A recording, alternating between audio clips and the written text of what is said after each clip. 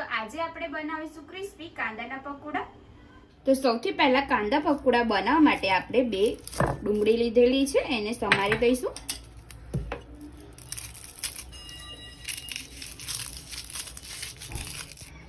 તો આ જે વ્હાઈટ ભાગ છે એ આપણે થોડો કાઢી લઈશું।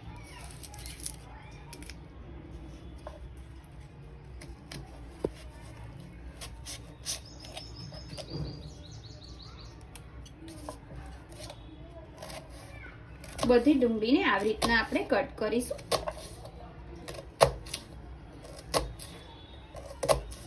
આપણે થોડી પતલી જ રાખવાની છે સ્લાઈસ।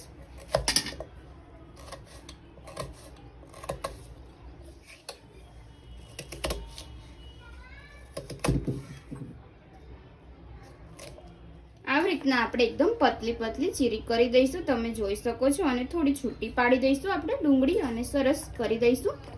હવે આપણે આની અંદર ચણાનો લોટ એડ કરીશું। મેં અહીંયા 1 વાટકી ચણાનો લોટ લીધેલો છે, આમાંથી હું 2 થી 3 ચમચી એડ કરું છું। જરૂર પ્રમાણે આપણે એડ કરીશું। સાથે આપણે 1 ચમચી સોજી એડ કરીશું, જેનાથી કરકરા બનશે। સ્વાદ અનુસાર આપણે મીઠું એડ કરી દઈશું। 1 ચમચી આપણે હળદર એડ કરી દઈશું। થોડો આપણે ગરમ મસાલો એડ કરી દઈશું, અડધી ચમચી જેટલો। 1 ચમચી લાલ મરચું પાવડર એડ કરવાનું છે। ધાણા જીરું એડ કરી દઈશું, અડધી ચમચી। એકદમ સારી રીતના બધું મિક્સ કરી દઈશું। આપણે થોડી મોગર દાળ પલાળેલી છે એ એડ કરીશું। આ મેં 1 મુઠ્ઠી જેટલી પલાળેલી લીધેલી છે। આનાથી સરસ ટેસ્ટ આવશે એટલા માટે આપણે આ એડ કરવાની છે। અને સારી રીતના આપણે એકવાર મિક્સ કરી દઈશું।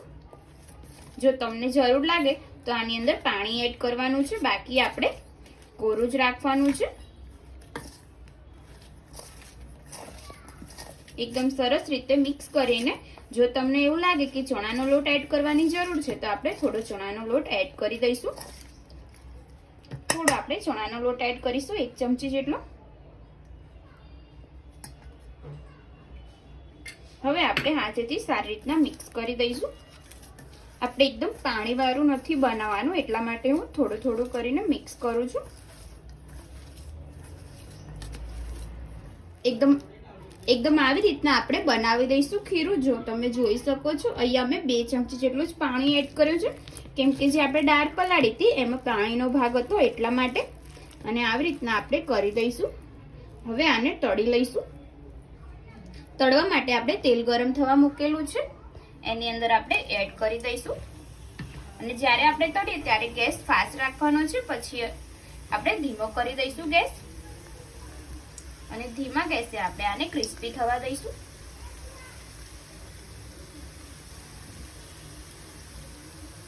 હવે હું અહીંયા ગેસ ધીમો કરી દઉં છું।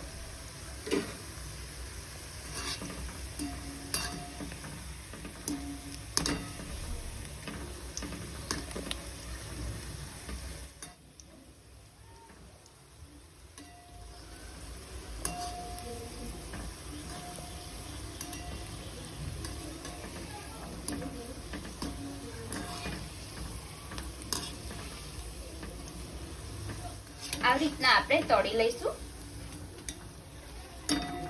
એકદમ થોડા બ્રાઉન જેવા થવા દઈશું। એકદમ પરફેક્ટ રીતે આપણા પકોડા બની ગયા છે। આવી રીતના આપણે બીજા બનાવી લઈશું।